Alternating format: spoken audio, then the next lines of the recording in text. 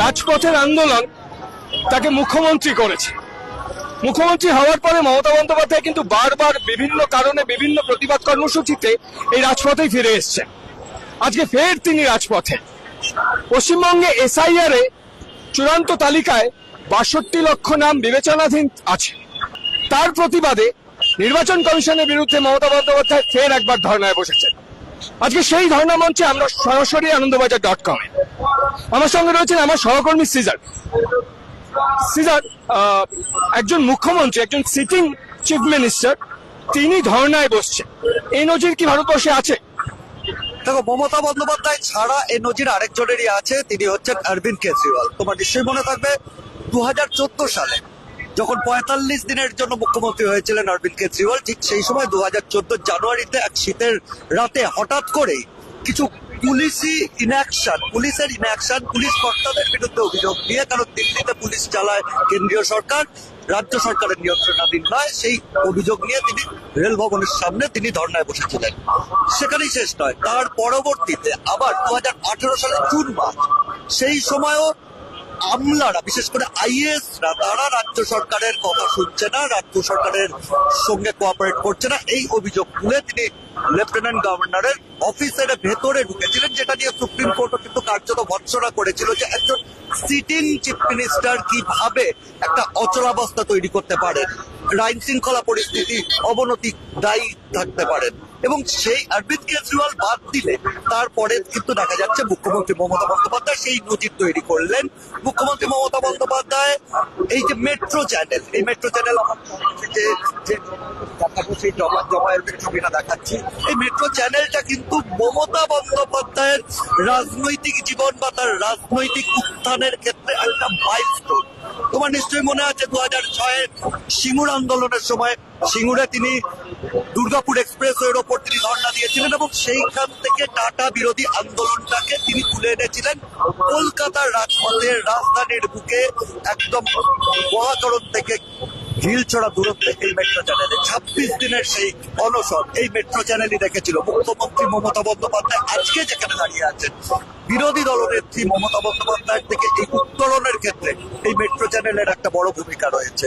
তার পরবর্তীতে একটা ব্রিফ টাইমের জন্য যদি বলি, 2019-এ যখন সিবিআই রাজীব কুমারের বাড়িতে তল্লাশি চালানোর জন্য গেল, সেই সময়ও কিন্তু এই মেট্রো চ্যানেলকেই তিনি বেছে নিয়েছিলেন তার প্রতিবাদ জানানোর জায়গা হিসেবে। অর্থাৎ বারে বারে কোথাও এই মেট্রো চ্যানেলটা তার রাজনৈতিক ক্রাইসিস বা রাজনৈতিক যখন কোনো ধরনের সমস্যা, সেই জায়গাতে তিনি মেট্রো চ্যানেলটা বেছে নিয়েছেন। তুমি যেরকম বললে যে 2006 সিঙ্গুর আন্দোলনের যে বিরোধী নেত্রী মমতা বন্দ্যোপাধ্যায় তাকে পরিচিতি দিয়েছিল এই মেট্রো চ্যানেল, এবং সেখান থেকে তিনি মুখ্যমন্ত্রী মমতা বন্দ্যোপাধ্যায় হয়েছে। এই 2006 এবং আজকে 2026, এই 20 বছর বাদে যে ফেরত আসা মেট্রো চ্যানেলে, এই দুটো সময়ের দুটো আলাদা ধর্নাকে তুমি যদি একটু তুলনা করো, 2006-এর এই ধর্না মঞ্চ কেমন দেখেছিলে তুমি, আজকে 2026-এর ধর্না মঞ্চটা কিরকম? আমি প্রথমেই সেই জায়গাটাই বলবো যে সাংবাদিক হিসেবেই আমার 2006-এর সেই ধর্না মঞ্চ দেখার সুযোগ হয়েছিল। ডিসেম্বর মাস আমার মনে আছে, 2006-এর ডিসেম্বর, 4 ডিসেম্বর যখন এই ধর্না মঞ্চ শুরু হলো, এই জায়গাতেই সেই ধর্না মঞ্চ হয়েছিল। এবং সেই ধর্না মঞ্চ আর আজকের ধর্না মঞ্চ যদি বাইরে থেকে প্রথম যে পার্থক্যটা, সেটা অবশ্যই বৈভবের পার্থক্য। তখন একটা বিরোধী দল, বাম জমানায় দোর্দণ্ড প্রতাপ বাম, মানে যেখানে বামেরা সেই সময় গোটা বাংলার রাজনীতিতে সর্বশক্তিমান হয়ে রয়েছে, সেখানে বিরোধী দল হিসেবে তিনি তো রেলমন্ত্রী হলেও সেই সময় বিরোধী দল হিসেবে তার যে আজকের যে বৈভব, শাসক দলের যে বৈভব যেটা দেখতে পাচ্ছি, সেই বৈভবটা দেখা যায়নি। এবং রাজনৈতিক দিক থেকে যদি তুমি দেখো, সিঙ্গুরে দুর্গাপুর এক্সপ্রেসওয়ের মঞ্চ এবং সেই সময় এই 26 দিনের অনশনের মঞ্চ, এই দুই মঞ্চতেই সেই সময় মুখ্যমন্ত্রী বিরোধী দলনেত্রী মমতা বন্দ্যোপাধ্যায়ের সঙ্গে এমন কিছু রাজনৈতিক শক্তি দেখা গিয়েছিল, যে রাজনৈতিক বেস বা ক্যারেক্টার বা সেই শক্তিগুলো কিন্তু আজকের এই মঞ্চে নেই।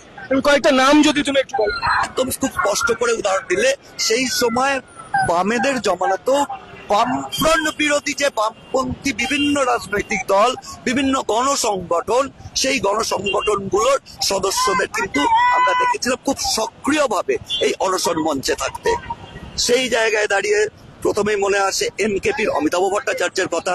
সেই সময় বামপন্থী দল হিসেবে দোলা সেন থেকে শুরু করে পূর্ণেন্দু বসু তারা ছিলেন, এবং এরকম আরো যে বিভিন্ন সমীর পুতটুণ্ড ছিলেন, এইরকম যে প্রেসগুলো যারা সিপিএম বা বামফ্রন্টের বিরোধী, তারা এই গণ আন্দোলনে পরিণত করেছিলেন। এটা একটা তৃণমূলের একটা নির্দিষ্ট রাজনৈতিক কর্মসূচি নয়, একটা সামগ্রিক একটা গণ আন্দোলনে পরিণত হয়েছিল সেই সময়ের অনশন মঞ্চ, এবং একটা লোকালাইজড ইস্যু সেটা টেনশন ড্র করেছিল, যে কারণে বিজেপি সর্বভারতীয় সভাপতি হিসেবে রাজনাথ সিং এসছিলেন, বিশ্বনাথ প্রতাপ সিং এসছিলেন, জর্জ ফার্নান্ডেজ এসছিলেন।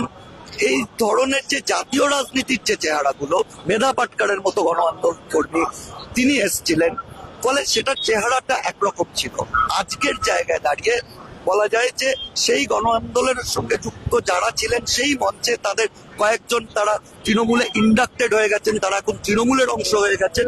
কিন্তু এই একই ইস্যুতে এসআইআর যে আন্দোলন, যে কারণে আজকে এখানে ধর্নায় বসেছেন মুখ্যমন্ত্রী মমতা বন্দ্যোপাধ্যায়, যে নাগরিক অধিকার খর্ব করা হচ্ছে, ভোটাধিকার হরণ করা হচ্ছে, সেই একই দাবি নিয়ে একাধিক গণসংগঠন তারাও কিন্তু পথে নামছেন।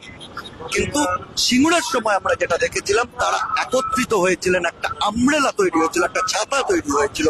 সেটা কিন্তু আজকের শাসক তৃণমূল, বিরোধী তৃণমূল সেটা করতে সমর্থ হয়েছিল। আজকের শাসক তৃণমূল কিন্তু সেই আন্দোলনকে ঐক্যবদ্ধ করতে পারেনি। এখনো তুমি রাস্তায় দেখো, আজকাল পরশু বিভিন্ন দিন বিভিন্ন গণসংগঠন, বিভিন্ন অধিকার মঞ্চ তারা কিন্তু এই আন্দোলনটা চালিয়ে যাচ্ছেন। যে কজটা, আন্দোলনের কজ, আজকে ধর্নার যে কজটা রয়েছে মমতা বন্দ্যোপাধ্যায়, সেই একই কজে তারাও কিন্তু আন্দোলন করছেন। আর সেখানে দাঁড়িয়েই এটা আজকে কোথাও অনেক বেশি রাজনৈতিক একটা চেহারা পেয়েছে, গণ আন্দোলনের চেহারা পায়নি আজকের ধর্না হচ্ছে। এই পার্থক্যটাই আমি নাটসেলে বলতে পারি। আর তখন বিরোধী দলনেত্রী মমতা বন্দ্যোপাধ্যায়ের চারপাশে যে তৃণমূল নেতৃত্ব থাকতেন, সেই মুখগুলো কিন্তু অনেকটা বদলে গেছে। সেই সময় মদন মিত্র মুখ্যমন্ত্রী, বিরোধী দলনেত্রী মমতা বন্দ্যোপাধ্যায়ের কার্যত ছায়া সঙ্গীর মতো এই 26 দিন বা তার আগেও ছিলেন। শোভন চট্টোপাধ্যায়, পার্থ চট্টোপাধ্যায়, এই যে প্রেসগুলো, মুকুল রায়, তিনি মঞ্চে বেশি থাকতেন না, তিনি থাকতেন অনেক বেশি নিচে, ম্যানেজারের ভূমিকা পালন করতেন।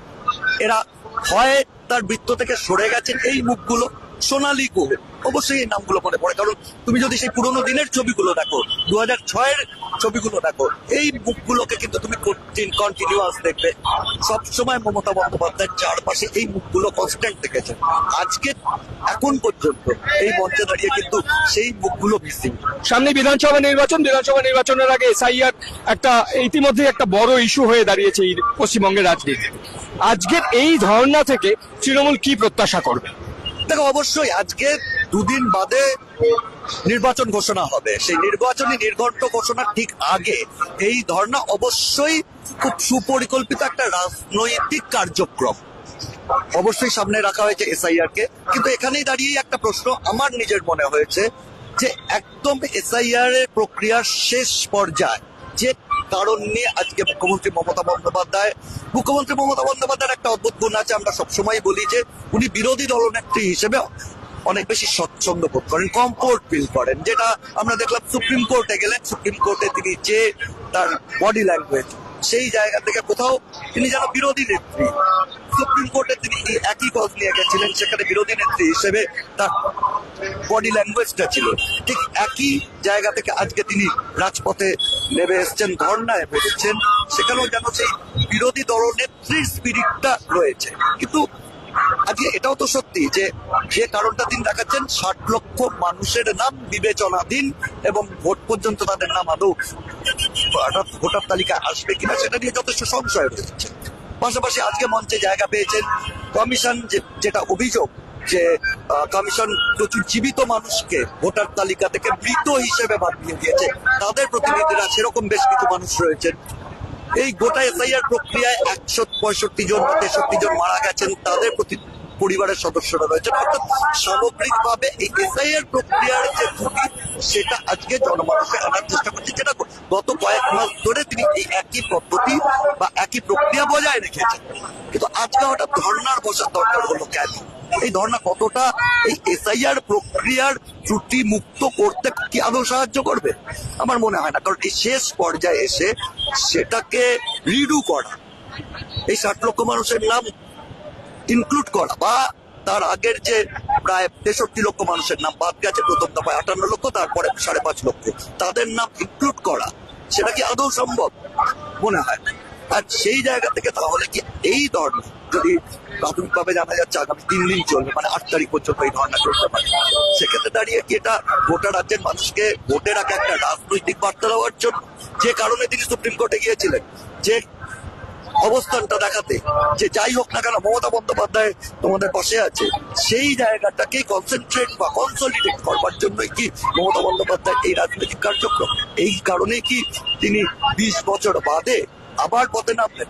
20 বছর আগে তিনি উত্তরণ ঘটেছিল বিরোধী দলনেত্রী থেকে মুখ্যমন্ত্রী পথে, আজকে সেই মুখ্যমন্ত্রিত্বের পথ ধরে রাখবার জন্যই কি একটা মরিয়া প্রচেষ্টা? কারণ বিজেপি ইতিমধ্যেই বলছে যে এসআইআর এর যা চেহারা দেখা যাচ্ছে তাতে মুখ্যমন্ত্রী মমতা বন্দ্যোপাধ্যায় ভয় পেয়ে গিয়েছেন, তার ভোট ব্যাংক ভেঙে গেছে, তার যে ভুয়ো ভোট ব্যাংক বলে যেটা বিজেপি অভিযোগ করে সেটা ভেঙে গিয়েছে, এবং তিনি জিততে পারবেন না সেই আতঙ্ক থেকে তিনি আজকে ধর্নায় বসছেন, তিনি এই রাজনৈতিক কর্মসূচি নিচ্ছেন, রাস্তায় নামছেন, রাস্তায় বসছেন।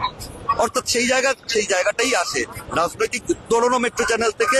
আর সেই মুখ্যমন্ত্রিত্ব টিকিয়ে রাখার জন্য সেই ক্রাইসিস এলেই মুখ্যমন্ত্রী মমতা বন্দ্যোপাধ্যায় বা মমতা বন্দ্যোপাধ্যায়ের কাছে মেট্রো চ্যানেলটা কিন্তু একটা হটস্পট বা তার প্রিয়জন।